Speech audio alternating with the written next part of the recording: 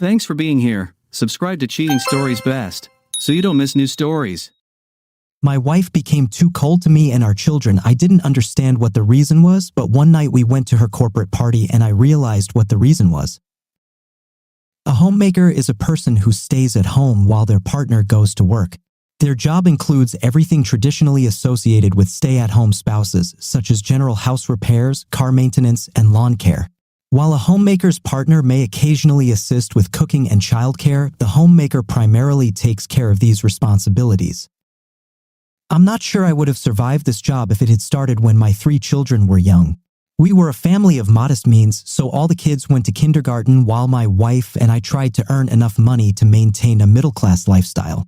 Once my children entered high school, my wife enrolled in an MBA program because her employer reimbursed the cost of tuition.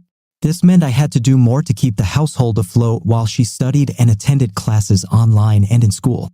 I didn't mind the extra work because I knew an MBA would allow her to advance in her job and earn a higher salary. Amy's MBA program was aimed at executives who worked full-time, so it took almost 3 years to complete. By that time, the children had already left for college. Luckily, all 3 were very good students and were in the running for several scholarships. However, having 3 children in college is a huge financial burden. I worked for a small, family-owned manufacturing company as an accounting department manager. I was paid a fair salary, but nothing like large corporation CPAs. Amy's hard work finally paid off, and she was promoted to executive president of product development at the multinational insurance company she had worked for over 15 years. The new job meant she received a significant raise, a car allowance, an expense account, and a share of year-end bonuses with everyone else in the corporation. Her new windfall couldn't have come at a better time. The economy suffered a sharp downturn and my employer was particularly hard hit. They fought for almost a year and then sold the business to our main competitor. The new owners wasted no time in gutting our capacity and closing the plant. The new owners offered me a job at their factory, but it was 300 miles away. The salary would have been a little less than what I was making, which was about a third of what Amy was making, not including bonuses. I had no choice but to turn down the job, and just like that, I found myself unemployed. I tried to find a new job and quickly realized that no one in our area was going to hire new workers until the economy improved. John, this is not the end of the world. I'm doing well. We have enough money in college funds to put the kids through school, so don't worry so much. I know, but I've worked all my life. I can't just sit back. Oh, don't worry. I have an extensive list of things that you never had time for, so you won't have to sit idly by, she said with a smile. That's how it started. I became a stay-at-home dad at the age of 48. Amy's list was really extensive, and it took me the better part of a year to complete all the home improvement projects she suggested. Once I completed the house, she began very labor-intensive landscaping projects while I worked to improve our home. Amy continued to climb the corporate ladder. She was promoted to senior EVP and received a significant salary increase. She loved her job and was highly respected by the other bigwigs.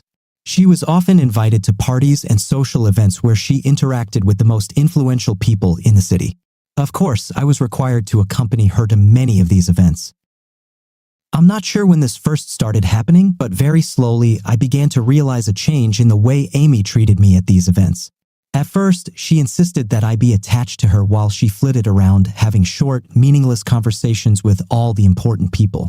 Gradually, she began to ask me to wait at our table or sit at the bar while she worked the room. Soon, I was spending most evenings entertaining the boss's wives or just sitting alone. Things finally became unbearable for me when she took me to a beautiful resort for the weekend. The first evening, she left me with the wives and was gone for almost 3 hours. The next day, she told me that she had several meetings with other senior managers and board members. She said the wives had planned a spa day. Okay. What should I do all day? I can't hang out with women while they're taking mud baths, and I don't know. John, go hiking or something. I have important things to do, and I don't have time to entertain you. I held my tongue. I knew she was a little tense, but I swore to myself that this would be the last time. She dragged me to one of these events. Okay, don't worry about me. I'll be fine. I ended up hanging out by the pool and the little tiki bar next to it. I had just finished my second gin and tonic when I saw several people come out onto the raised terrace of one of the large conference rooms and take seats under umbrellas. I recognized Amy. She was accompanied by a tall, distinguished-looking gentleman. He put his hand on the small of her back and pointed to one of the tables at the edge of the terrace. I watched them sit down and move their chairs closer to each other. He put his arm around her shoulders as she leaned against him. None of the others approached them, and I saw her gently kiss his cheek several times. He smiled at her and leaned down to whisper in her ear. She giggled and slapped his arm as he laughed. This went on for 30 minutes, then they got up and went back inside with everyone else. I replayed what I saw in my head. They were certainly much more comfortable than two married people should be with someone who is not their spouse. I noticed that they were only mildly concerned that their colleagues were seeing their overly friendly behavior, which made me wonder what might be going on behind closed office doors. Although I met all of her colleagues, I didn't know the guy she was with. I assumed he was a board member but had to check. I headed back to our room to get my laptop out and do some digging. It only took a few seconds to find a photo of Stephen Swanson, chairman of Mega Insurance Corporation. Stephen was married to Margot Davis Swenson, daughter of William Davis, former director and founder of Mega Insurance Corporation. That was interesting. If anything, Amy is playing with fire. Old Stevie married the boss's daughter, and her daddy was still the majority shareholder of the corporation. Amy sat next to me at dinner that night. She chatted with several other EVPs and seemed to be enjoying herself. I spoke to Diana, the trophy wife sitting next to me. I was surprised to find that she was attractive and had a wicked sense of humor. I really enjoyed chatting with her and taking quick glances at the impressive cleavage she was showing off. After the tables were cleared, the lights went out and the music started playing. Amy took a moment to lean into my ear and explained that she would be dancing with several of her coworkers. These were the first words she had spoken to me in over an hour. She didn't wait for my answer, got up, and headed to the dance floor with some guy. Diana spoke up, "Better get used to it. Us spouses are usually ignored in such things. I can't believe your husband left you unattended among all these alpha males." She laughed. "I'm sure he went off to dance with the wife of one of the board members, trying to win over as many as possible. He simply assumes that some minor bigwigs will ask me to dance, and I will dutifully sing the praises of each of them. Oh well, perhaps before you begin your task, you could do me the honor of dancing, that is if you're not too embarrassed by being seen with your EVP spouse," she grinned. "You're about 20 years younger than my usual dance partners, so I expect you to not drool all over my cleavage. I'm not promising anything. The cleavage is definitely drool-worthy, but I'll do my best to control myself." Diana pressed her magnificent breasts against my chest as we danced. I managed not to drool. Our dance was interrupted when her hubby intervened and then took her away, only to hand her over to his boss. I think he wanted her to place her assets where he thought they could benefit him. I sat at the table and watched Amy dance with several board members before settling solely on Stephen Swanson. After their fourth or fifth dance, the band took a break and he and Swanson walked over to his table. I thought about leaving but decided to watch a little longer. At some point, Amy looked in my direction and saw that I was sitting alone. A few moments later, she walked over to the table and sat down across from me. "John, this must be very boring for you. Why don't you just go back to the room and I'll come over later after I've gotten myself in proper shape?" Well, the orchestra is magnificent and I wouldn't want to end the evening without at least one dance with my charming wife if you could squeeze me into the queue. John, this is business, important business. Now please, just do as I ask and we can talk about it later." She got up and left. I stared after her. I was furious, but there was no reason for me to just sit there and be ignored. I waited a little and then got up and left. I didn't want to sulk in my room, so I went to the small bar off the resort lobby. It was quiet and I needed to reassess my situation. It was clear to me that Amy was or would soon be involved with Swenson. I wasn't about to put up with it, but so far I had no evidence of any wrongdoing on Amy's part. I sipped my drink for a while and decided to call it a night. I walked back past the event hall and looked inside. Amy was on the dance floor, pressed against Swenson. His hand was low on her back, but not quite. On her ass? I asked one of the staff what time the orchestra would play, and he said they would finish at 11 sharp and the hall would close at midnight. I must have dozed off a bit as I sat in bed watching TV. The lights were off, but I could clearly see that the clock read 1:20 when Amy pushed open our door. She must have expected me to be asleep because she gasped when I turned on the sidelight. Her hair was disheveled and her lipstick was gone. I looked her up and down and she blushed deeply. I thought you were going to sleep. I only drank 3 glasses the whole evening. I'm pissed, not drunk. Do you want to tell me where you've been?" "You know where I was dancing. I told you that I need to dance with my colleagues and appear in public. It's all part of the game, John, she said, as if she were talking to a slow-learning child. Try again. First, the orchestra left at 11. So what have you been doing for the last 2.5 hours? I talked to Swenson. Margot is in Europe with her mother, so he's here alone. We went back to his room and talked about his plans for the company and how he thought I could fit into those plans. So you just spent 2 hours talking? I used air quotes. In his room and left me to fend for myself? Then you sneak in here with your hair disheveled, no lipstick, and wearing heels. This must have been some seriously tedious conversation. Think what you want. I need to take a shower and get some sleep. Tomorrow we have another half day of meetings. Oh, I told Steven that I would go to dinner with him tomorrow night. We have to leave in the morning and your meeting ends at noon. What the hell are we going to do before dinner? She kicked off her shoes and put her hands on her hips. You're going home. I'm going to go back to his lake house with Steven for dinner. So you're leaving at noon to spend the day at his lake house? When do you expect to be home? I don't know. If it's too late, I'll just come back on Monday morning. Damn it, you won't do this. You're going to spend all day and all night with him and then come back to my house? First of all, I never said anything about sleep with him, and second of all, this is my house, not yours. He belongs to me, she said sharply. I just stared at her, my mouth open. When I completed all the work on the house, Amy refused to use her annual bonus to pay off the construction loan. She insisted that we refinance the house since I was unemployed. I did not get a mortgage, and Amy insisted that I not participate in the ACT unless I was on a mortgage.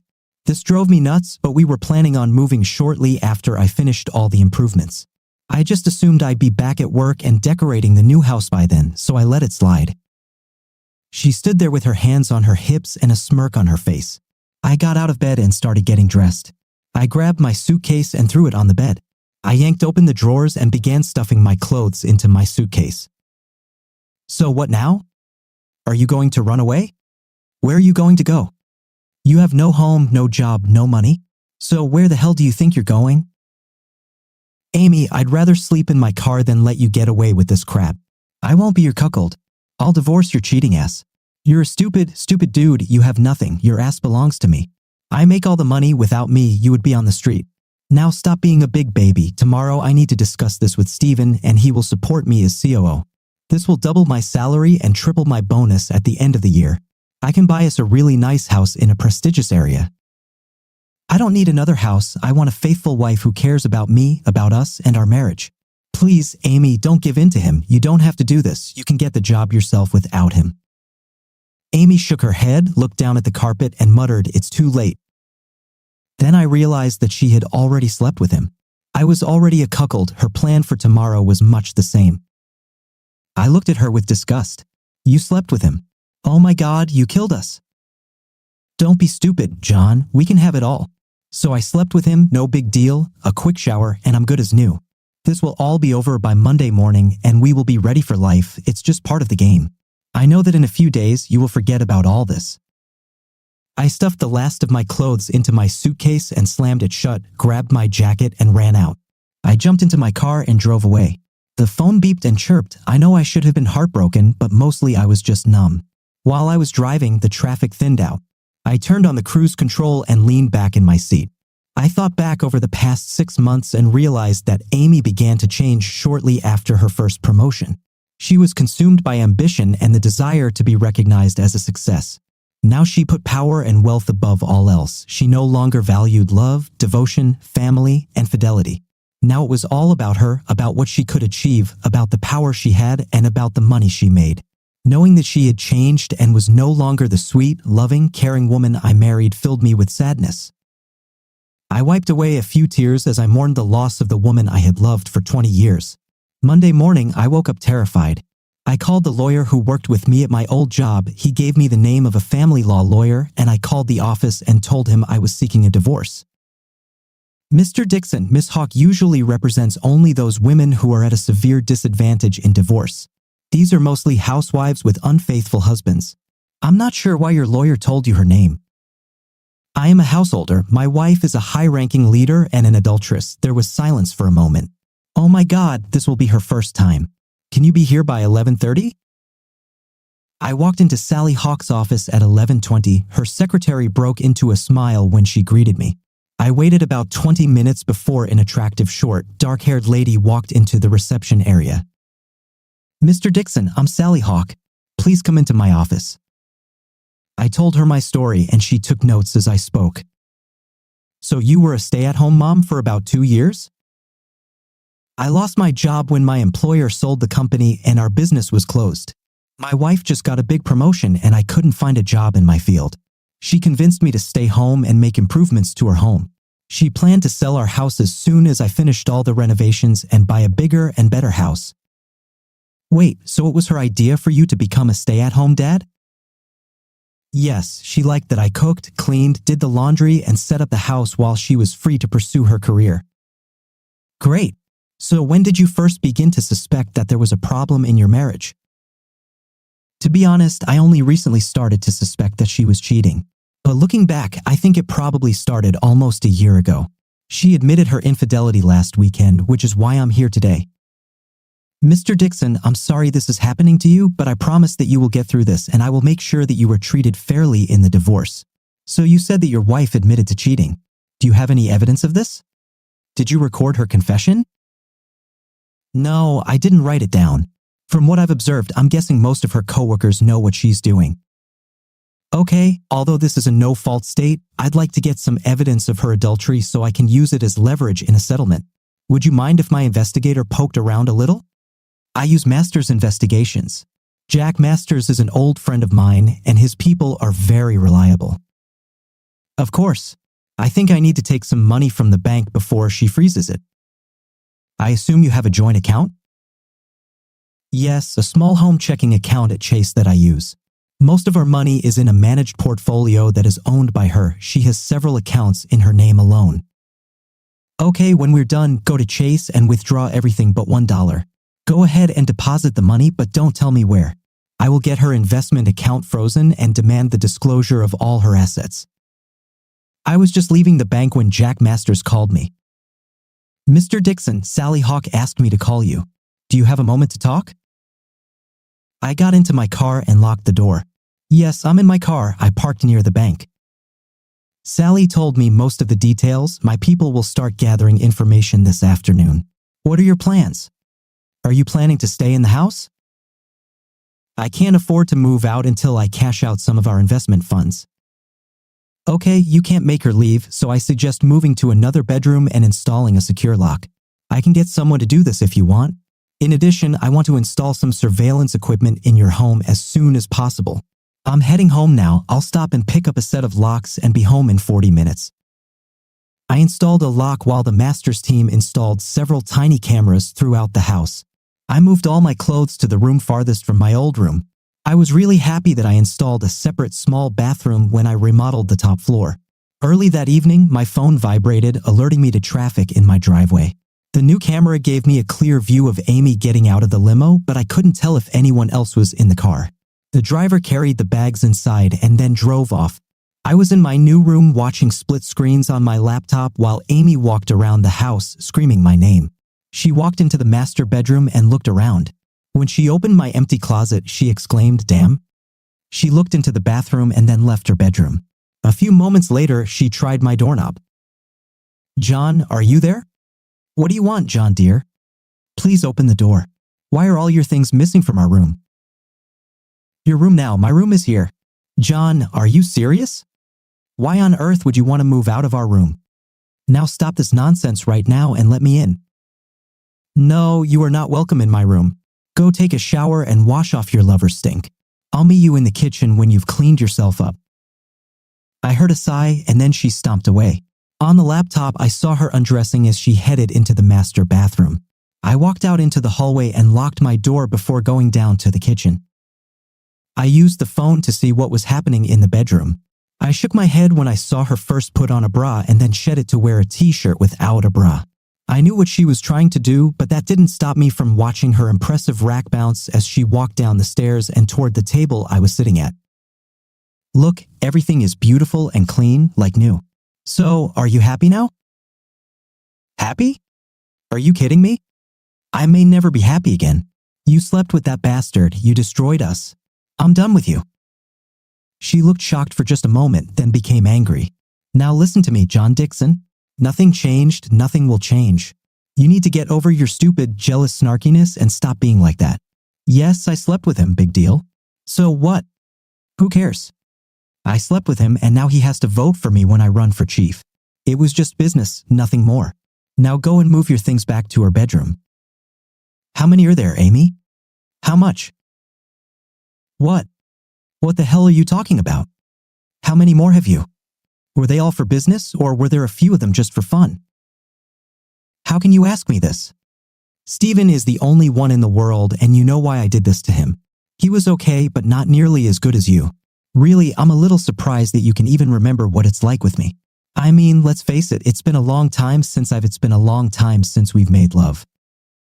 "It's not true, Amy," I said, stopping her. Amy cocked her head to the side. "We had this. It was just..." Her voice trailed off. "If I'm not mistaken, you were pretty hard the night your last promotion was announced, but that was about 6 months ago. Of course, quite a lot of time has passed." "Oh my God, John, I'm so sorry. I was just so caught up in my work. I'm sorry, baby. I'll make it up to you. I promise." "You promise? You mean like on our wedding day when you vowed to leave everyone else? Is this the promise you make to me? Well, if that's the case, forget it. I don't need any more false promises." "Damn it, John, you must forget about it. My relationship with Steven is over. It's in the past. I admit I was too caught up in winning his support, but I'm done with it. Please come back to our bed. Let me make it up to you." "Thank you very much for your kind offer of sloppy seconds, but I will refuse. I'm sure you sleep with him again this morning, and even if I made you take a shower, it wouldn't change anything. So again, no thanks." "Fine, be that way. You can just stay in your room and pleasure yourself. I don't need you, there are plenty of guys available to me. Maybe I should call all the men on the list. Heck, I could be a director in a couple of weeks." Amy turned and stomped back up the steps. Sally looked at the recordings of my conversation with Amy. She told me to be polite and avoid her. After just 3 days, Jack's guys were able to determine that Amy had probably been doing something indecent with the head of HR and with Steven before she was promoted to SEVP, but there was no proof. The report confirmed my suspicions that she began cheating when she received her first big promotion. I suggested that if she cheated to get a senior EVP and to get a shot at the COO job, what would she be willing to do for a board seat? She was clearly willing to use her body to get whatever she wanted, and I just couldn't live with it. I asked Sally to be served. Jack's guys found Amy's offshore account and forced Sally to release all of Amy's salary data over the past few years. She has asked for some stock options in lieu of salary increases.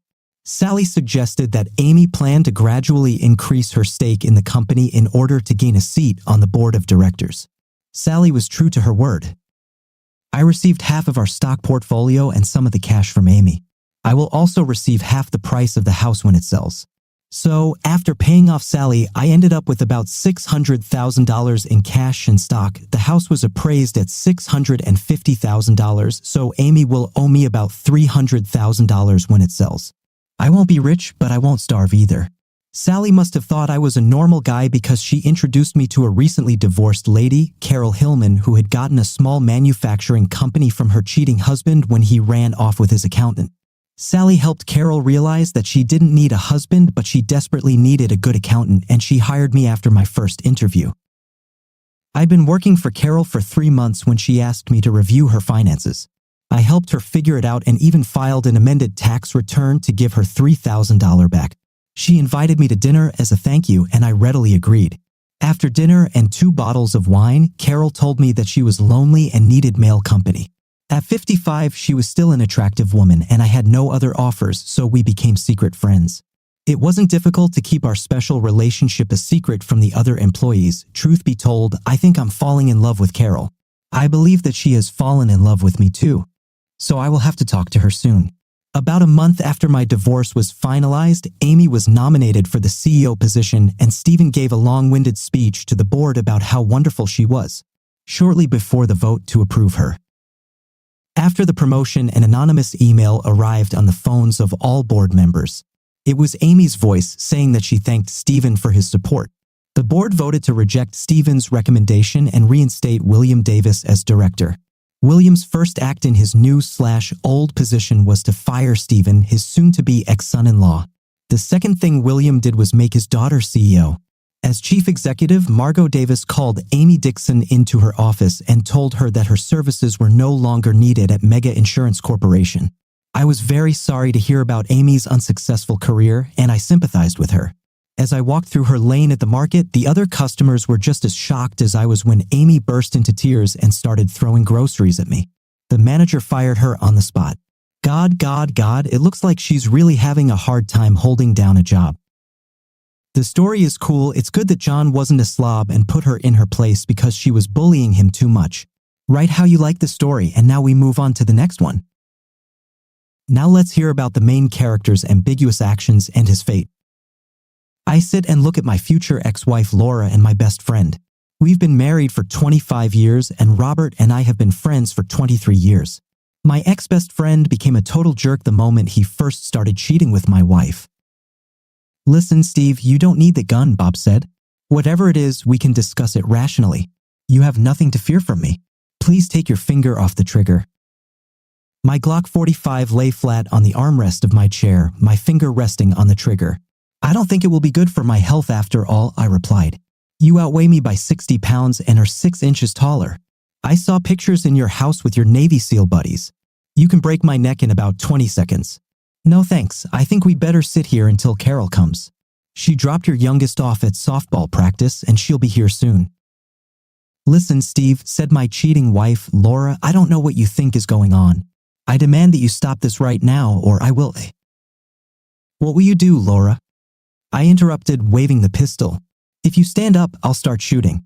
And if you get up, Bob, I will also start shooting. Why don't we just sit here in silence? And while we're at it, I bet that if you two really think about it, maybe you can find in the depths of your pea-sized brains what it all means. Now, why don't we sit here and play a quick game? The first one to tell everything will remain intact and the other will be finished. The two sat stunned. I just stared at them as they started sweating and squirming back and forth on the couch. I began to remember better days when Laura and I first met. Who cares? What's important now is one small comment a few months ago that got me thinking, I said. Carol and Bob were at a barbecue on Saturday afternoon when Laura came over with a couple of cold beers. She handed them to us and said, for my husbands.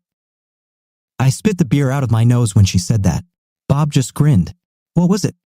I asked. I have 3 husbands, Laura said, quickly recovering.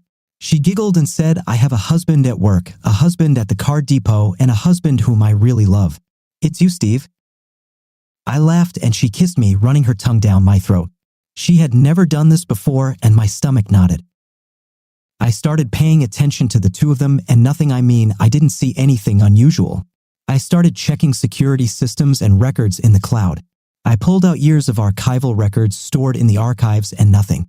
Could they have done this years before? We had CCTV cameras, but she said husbands as if she meant the real thing. Over the next few months, I went through phone logs and all the emails on her computer and phone going back to last year. Nothing. I knew they both worked in a government office where there were CCTV cameras everywhere, so there was nothing they could do to avoid getting caught. I checked the credit card receipts I had saved for years, and again, nothing. It seemed like they were only together in the car. They never left early or in different cars to go to work. They only traveled alone when one of them was sick or to family events or on vacation. They were always home at the allotted time. The only time they returned home late at night was when they got stuck in heavy traffic due to an accident, an hour and 15 minutes, give or take, every day. They never went to conferences or seminars. Perhaps my instincts let me down. That was until Bob came in 6 weeks ago and then my oldest son, Eric. They both left at the same time. That's when I noticed that they both had the same build in the back. I went online and ordered at-home DNA test kits for my children, Eric, Todd, and my youngest, and I asked them not to tell their mother anything. Carol came into the house. Surprise, happy birthday, Laura. I shouted. Carol tossed 3 plain vanilla envelopes onto the coffee table in front of them. What is this? Laura asked. Carol and I want you two to open them and read them. Then I'll tell you. Oh damn, I think they're self-explanatory, I snorted. They slowly reached out and opened each one. Laura turned pale at first glance. Robert vomited into a basket by the sofa. She grabbed the other two, read them, and cried. I'm so sorry, Steve. I never wanted to do this to you. I thought they were yours. I guess I miscalculated the timing of when I was fertile. Robert came to his senses and began to beg. She promised me that she would be safe. I would never cuckold my best friend. We weren't best friends. I bet you both enjoyed making Carol and me look like fools. I'm not going to shoot you or try to fire you from your job. We are going to divorce. If I fired you, Laura, I would have to pay you child support. I will keep my pension and you will keep yours. We will divide everything else in half. I took all our investments and put them into Ann's college trust fund. I canceled all joint credit accounts after I paid them off. I took half the remaining money and put it in a separate bank account. We will put the house up for sale. All the pleasant memories I had of this place were nothing more than a facade. I have already rented an apartment on the other side of the city as far away from you two as possible. This morning, I told the children that I am not their father, but just a stupid man who was used by you two. I don't think they're very happy with you. And says she will move in with me when she finishes school in 2 months. She doesn't want to talk to you, Laura. I haven't said a single disparaging word about you, so you'll have to give her time, please, Steve, Laura begged.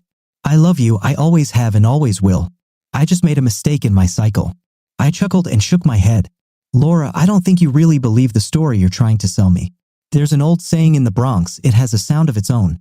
I really love you, I want to grow old with our grandchildren and watch them be born, she cried, trying not to shoot at her. I answered, Laura, there's one problem, you and I will not have children for you to look at.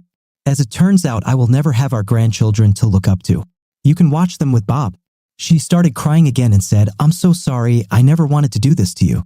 I looked at Bob and tears started running down his cheeks. He tried to wipe them off before they fell into his lap. Carol came over and began to reassure Bob. I talked to all your former SEAL team members and told them how you betrayed your naval code of conduct, not military law, but a code of relations between the Marines themselves. I told them how you sleep with your best friend's wife and betrayed him and me for the last 23 years. The email says you are persona non grata to them. I'm sure they will call you personally. As far as you and I are concerned, it's all over between us now. I don't have to do housework. I will receive alimony for the rest of my life or until I get married again. You know I will never marry again. I'll just bring men to my house. I've already asked my lawyer to block our financial accounts. We will receive benefits until the divorce is finalized. I'm going to take everything we have.